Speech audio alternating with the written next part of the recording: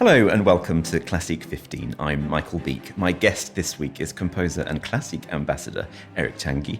He studied in Paris with the likes of Horatiu, Radulescu and Betsy, Jonas, and has received many accolades. He can also lay claim to being one of the most performed French composers in the world. His catalogue of over 100 compositions ranges from solo works to concertos, vocal works and symphonies. Eric, I'm delighted to have you here. Thank you so much for joining me. Thanks to you.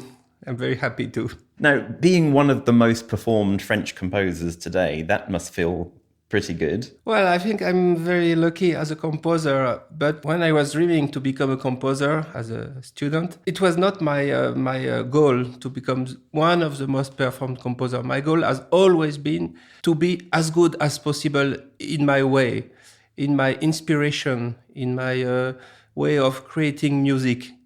So then I was lucky to meet some success. Yes, it's true, but it wasn't the initial goal, and still it isn't the goal.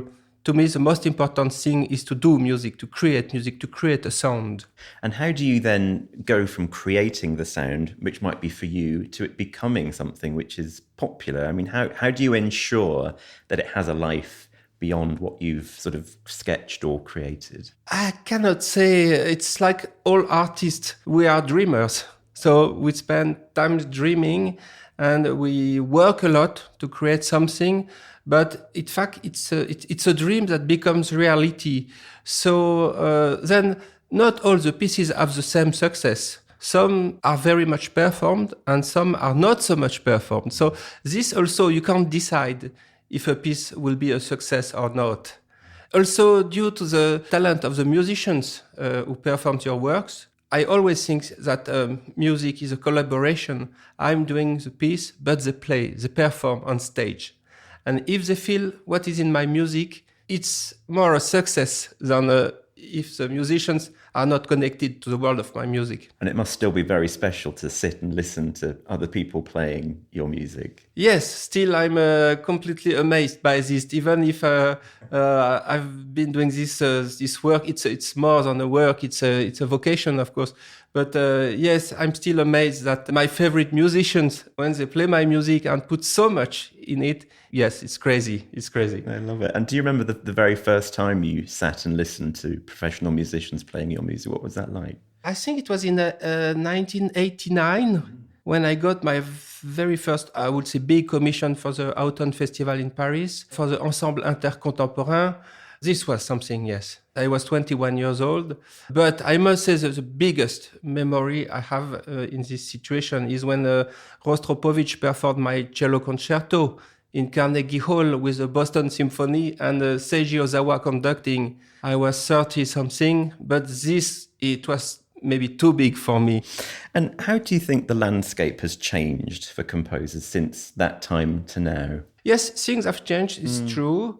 I have a strange feeling about this. I feel that I belong to the old world, but with a feet in the new world. Yes. Because nowadays, there are very important things on social media. And for young composers, it's very, very important to be on it. For me, I try to be on it, but I'm not pushing so much because, well, I think I'm becoming old, almost 55. And you imagine when I began this work 30 years ago, 35 years ago, we didn't have mobile phones, computers, internet, and marketing is now extremely important. Sure, like self-promotion. Yes, self-promotion, and speak about its works, the work of what we produce. It's important. Yes. I think maybe performers, players are better for this. Do you think so? Because yes, they are used to be on stage. Sure. To be a composer, maybe it's like a painter. It's more a secret world. You know, I like to be in my house, sitting at my table, writing music in a quiet atmosphere. Yeah. And but it's always a big pleasure to share with with people, with you, with people in the concert halls. It's funny, I was going to ask what are the sort of challenges for young composers, but maybe I'll flip that around and think about what are the challenges for you now at this stage in your career? Is it technology? I mean, have you felt pressure to sort of move with the times and use computers, or do you still work the way you did 30 years ago? I don't use a computer to write music. I'm still writing with a sheet of paper. Right. And a pencil. Yeah. And I erase when it's bad, or I throw it when it's bad. Yes. Into the bin. Yes, but most of my students, of course, 99%, they work on computers. My advice to them is always the same. Don't look for success. The success will come if you keep what you have inside. Don't try to become something. Be yourself. And so for you then, what was the first key moment for you that found you and helped sort of move you along? I've never been scared about being criticized. It's important to listen that people are against your work or very much for you, but it's important to know that one can't be loved by everybody. Well, but adversity has always been something important to me, because when I hear something bad about my music, I say, okay, you will see the next piece. And equally, they felt something. So you still made them feel something, even if it was bad. Yes. So it's important. Believe in what you do, even if it's difficult, because you don't arrive with a new piece and everybody is happy the first day. And sometimes some works, they need years to become performed regularly for many reasons. Or some works, they are performed a lot and then they are less performed. So there's no generality in this work. And obviously you've won prizes, there have been bursaries, you've been a composer in residence with organizations. Should young composers be thinking about those things, and are they important? Yes, of course. You speak about residencies. This is a very, very, very good way to create collaborations with several musicians, ensembles, institutions. Residencies are very important, yes.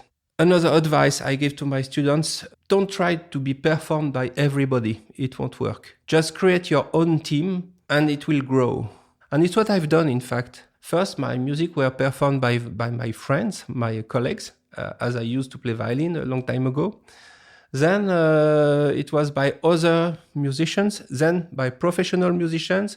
But still, I have around me my favorite musicians, like tonight, Susanna Bartal, Alexandra Koninova, David Kadouche, and many others. Yeah, it's about making contacts and maintaining them. Yes, those relationships. Yes. Also, it's a long work through the time. Yeah. So their performance, they are changing years after years. It's or months after months. It's very beautiful. And do you find yourself then composing with them in mind when you're... sometimes, yes, of course. Yeah. Yes. Imagining how they're going to be playing. Yes. I spoke about Rostropovich when he did this commission to me.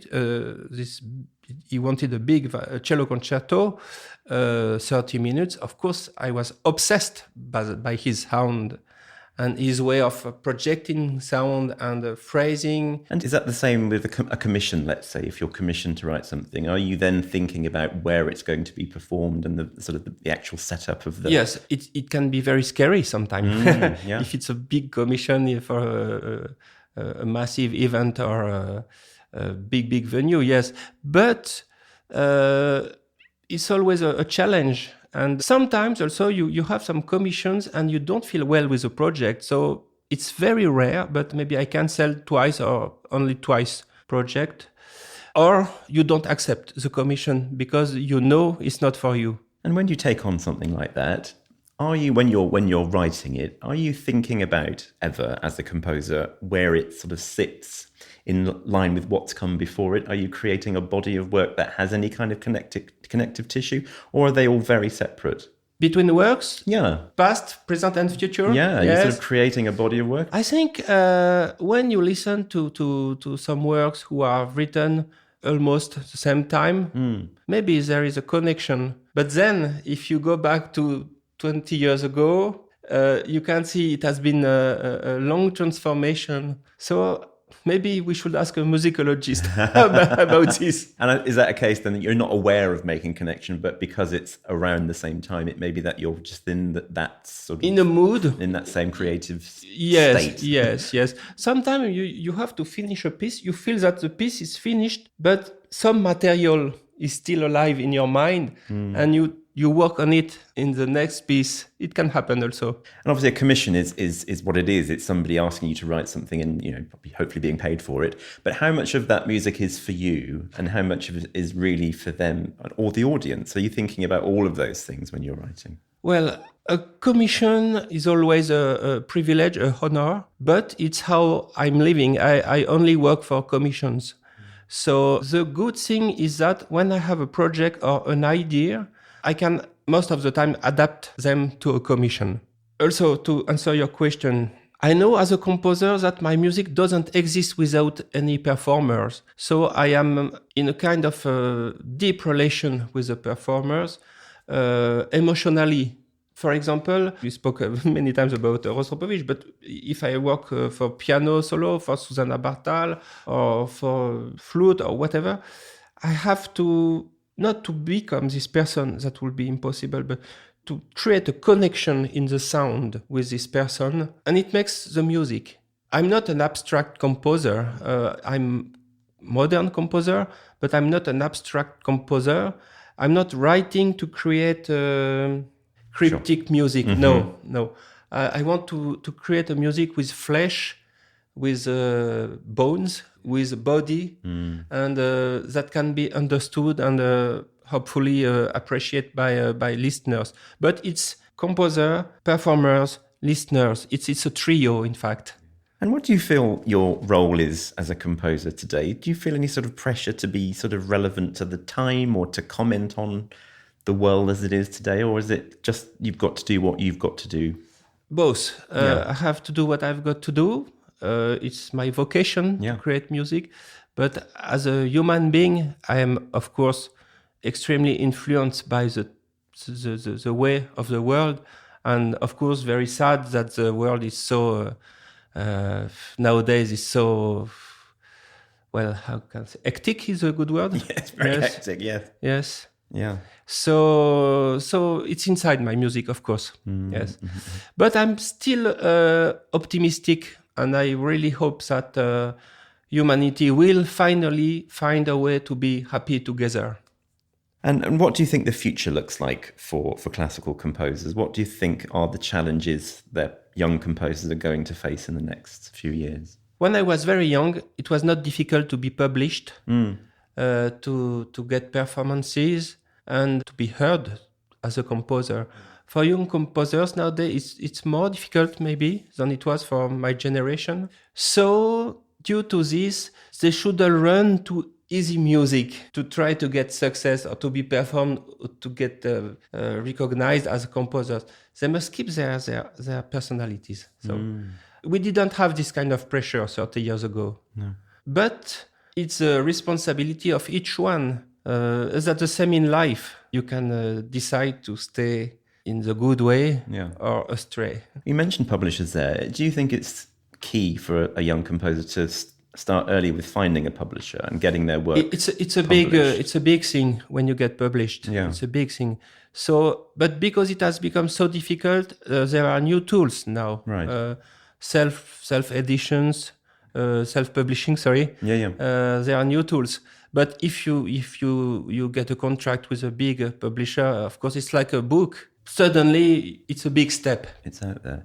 It's oddly enough, although it's easier now for composers to, let's say, record some music that they've written and put it out on the internet almost immediately, you're almost shouting into the wind, aren't you? Yes. Without having somebody pushing it up from underneath. Yes. It's good that you mentioned recordings. It's easier maybe to record things, but then there are so many recordings How do you that it's out? becoming a massive puddle. Mm-hmm. So it's not so easy also to be recognized in this massive or cloud of recorded things. Also, that's the same if you got the chance to work with a big label. It's fantastic. And casting your mind back, what has been the best advice you were given when you were starting out? Was there anyone who you sort of encountered who gave you some real wisdom that Yes. you'd like to pass on? The best advice I've ever received was from my teacher. The first one, Radulescu. He said to me, "You must become your own teacher." And until today, I'm trying to learning. Yeah. And you learn as much from your students as they're learning from you, I imagine. It's very interesting, yes. I learn from my students, not musically, I would say, because I am the teacher, the professor. But yes, I've learned that there is always a hope, that the next generations are still going on, are still creating, and it's fantastic. And do they help you with digital technology as well? They tried, but I don't. That boat has sailed. Well, Eric, thank you so much. It's been absolutely delightful chatting to you. Thank you very much. And that's all from this edition of Classeek 15. Thank you for listening. And until the next time, goodbye.